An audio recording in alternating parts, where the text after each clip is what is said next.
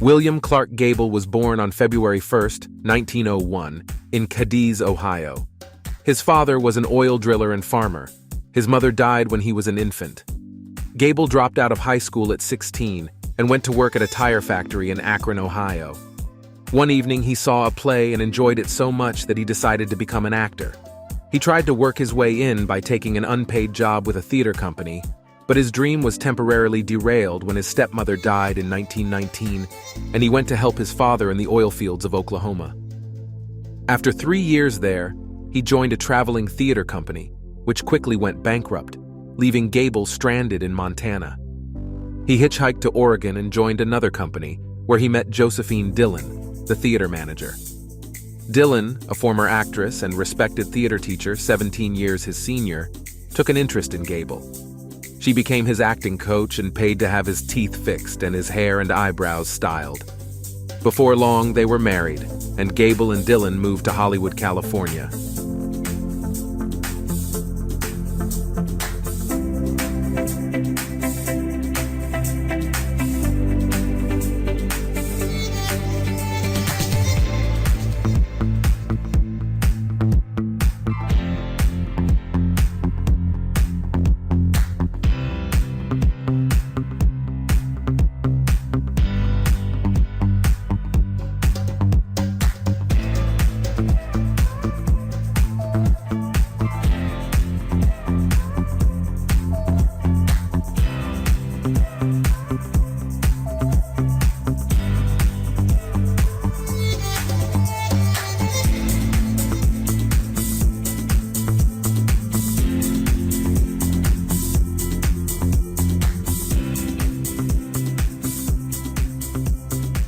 Gable worked as an extra in Hollywood before turning his attention to the theater, first in traveling productions and then in the Broadway play Machinelle, for which he got good reviews. After it wrapped, he returned back to California and appeared in a stage production of The Last Mile. Back in Hollywood, Gable was rejected at screen tests because casting agents thought his ears were too big for a leading man.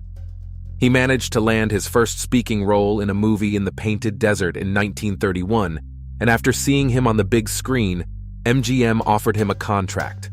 His first leading role was in Dance Fools Dance with Joan Crawford. Gable was a hit, and the studio began casting him as a roughneck villain. By year's end, he had made a dozen films and launched his career as a leading man. Ultimately, though, he became sick of playing the bad guy and made his displeasure known. During the filming of Dancing Lady in 1933, Gable developed pyorrhea, an infection in his gums that required immediate removal of nearly all his teeth. The infection spread through his body and reached his gallbladder, and he was hospitalized. Because of delays in filming and necessary reshoots due to Gable's illness, the film ran $150,000 over budget. When he returned to work, MGM loaned him to the then low-budget Columbia Pictures for a Frank Capra comedy, It Happened One Night. He ended up winning an Academy Award for It Happened One Night, and having shown his range, he began being cast in a wider variety of roles. By now, Gable was one of the biggest stars in Hollywood, and he churned out a series of successful movies like Boomtown, San Francisco, and Mutiny on the Bounty. In 1939, he appeared as Rhett Butler in his best-known film, the Civil War epic Gone with the Wind. He was dubbed the King of Hollywood and was a symbol of masculinity, admired by men and adored by women. Then, during filming of Somewhere I'll Find You with Lana Turner in 1942, tragedy struck. Carol Lombard, Gable's third wife and the love of his life, died in a plane crash. He was devastated, disconsolate. He enlisted in the Army Air Force at age 41. He served as a tail gunner on 5 bombing missions over Germany and made a propaganda film for the Army.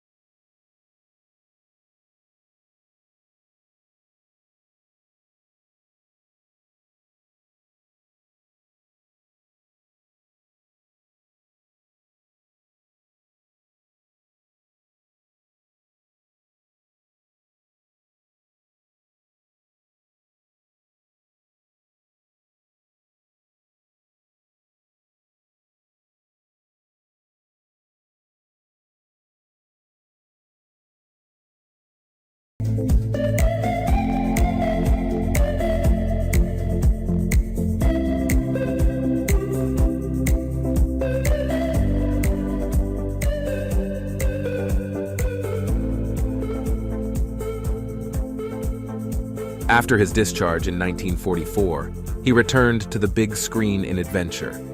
Though it was a lackluster flick, Gable's return to film had people flocking to the box office. He continued to make movies with MGM, including Mogambo with Ava Gardner and Grace Kelly, but his career never regained the same momentum. Still, when his studio contract expired in 1954, he became the highest-paid freelance actor of his day. Gable's status as a legend carried him, and he consistently made at least one movie a year, most notably Soldier of Fortune and The Tall Men. He gave what is considered to be one of his finest performances in The Misfits with Marilyn Monroe and Montgomery Clift, but he never got to enjoy its success. 2 days after they completed filming, Gable suffered a heart attack. He died November 16, 1960.